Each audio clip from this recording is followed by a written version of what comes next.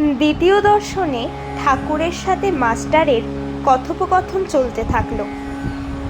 শ্রী রামকৃষ্ণদেব আবার জিজ্ঞেস করলেন মাস্টারকে, আচ্ছা, তোমার সাকারে বিশ্বাস না নিরাকারে? মাস্টার একটু অবাক হয়ে উত্তর দিলেন, সাকারে বিশ্বাস থাকলে কি নিরাকারে বিশ্বাস হয়? ঈশ্বর নিরাকার এ বিশ্বাস থাকিলে ঈশ্বর সাকার এ বিশ্বাস কি হইতে পারে? বিরুদ্ধ অবস্থা দুটোই কি সত্য হইতে পারে? সাদা জিনিস দুধ কি আবার কালো হতে পারে? আজ্ঞে, নিরাকার আমার এটাই ভালো লাগে।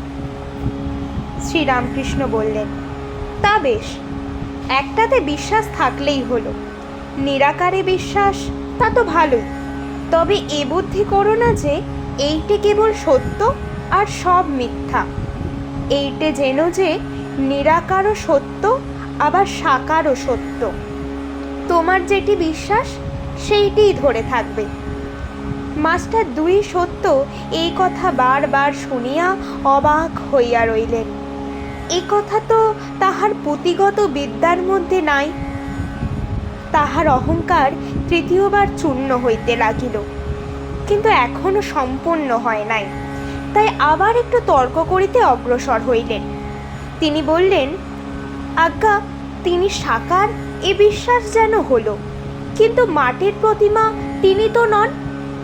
শ্রীরামকৃষ্ণ বললেন, মাটি কেন গো? চিন্ময়ী প্রতিমা। মাস্টার বললেন, চিন্ময়ী প্রতিমা অর্থাৎ এর মানে মাস্টার বুঝিতে পারিলেন না।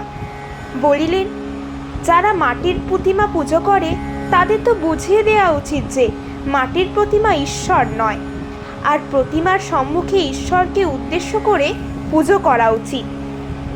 শ্রী রামকৃষ্ণদেব বিরক্ত হইয়া আবার বললেন, তোমাদের কলকাতার লোকের ওই এক, কেবল লেকচার দেওয়া আর বুঝিয়ে দেওয়া। আপনাকে কে বোঝায় তার ঠিক নেই। তুমি বুঝবার কে? যার জগৎ তিনিই বোঝাবেন। যিনি এই জগৎ করেছেন, চন্দ্র সূর্য মানুষ জীবজন্তু করেছেন। জীবজন্তুদের খাবার উপায় পালন করবার জন্য মা বাপ করেছেন, মা বাপের স্নেহ করেছেন, তিনিই বোঝাবেন। তিনি এত উপায় করেছেন আর এই উপায় করবেন না? যদি বোঝাবার দরকার হয় তিনিই বোঝাবেন। তিনি তো অন্তর্যামী।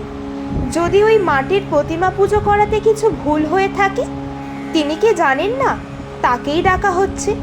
তিনি ওই পূজাতেই সন্তুষ্ট হন। তোমার ওর জন্য মাথা ব্যথা কেন? তুমি নিজের যাতে জ্ঞান হয়, ভক্তি হয়, তার চেষ্টা করো। এইবার তাহার অহংকার বোধ হয় একেবারে চূর্ণ হইল। তিনি ভাবিতে লাগিলেন, ইনি যা বলছেন তা তো ঠিক।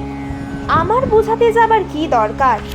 আমি কি ঈশ্বরকে জেনেছি, না আমার তার উপর ভক্তি হয়েছে?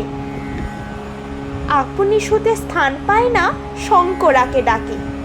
জানি না শুনি না পরকে বুঝাতে যাওয়া বড়ই লজ্জার কথা ও হীনবুদ্ধির কাজ। একে অঙ্কশাস্ত্র না ইতিহাস না সাহিত্য যে পরকে বোঝাবো? এ যে ঈশ্বর তত্ত্ব। ইনি যা বলছেন মনে বেশ লাগছে। ঠাকুরের সহিত তাহার এই প্রথম ও শেষ তর্ক। শ্রীরামকৃষ্ণ বললেন, তুমি মাটির প্রতিমা পুজো বলছিলে। যদি মাটিরই হয় সে পুজোতে প্রয়োজন আছে।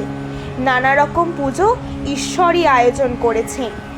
যার জগৎ তিনিই এসব করেছেন অধিকারী ভেদে। যার যা পেটে সয় মা সেই রূপে খাবার বন্দোবস্ত করেন। এক মার 5 ছেলে, বাড়িতে মাছ এসেছে। মা মাছের নানা রকম ব্যঞ্জন করেছেন, যার যা পেটে সয়। কারোর জন্যে মাছের পোলোয়া, কারোর জন্য মাছের অম্বল, মাছের চচ্চড়ি, মাছ ভাজা এই সব করেছেন। যেটি যার ভালো লাগে, যেটি যার পেটে সয়, সে সেটিই খাবে। বুঝলে?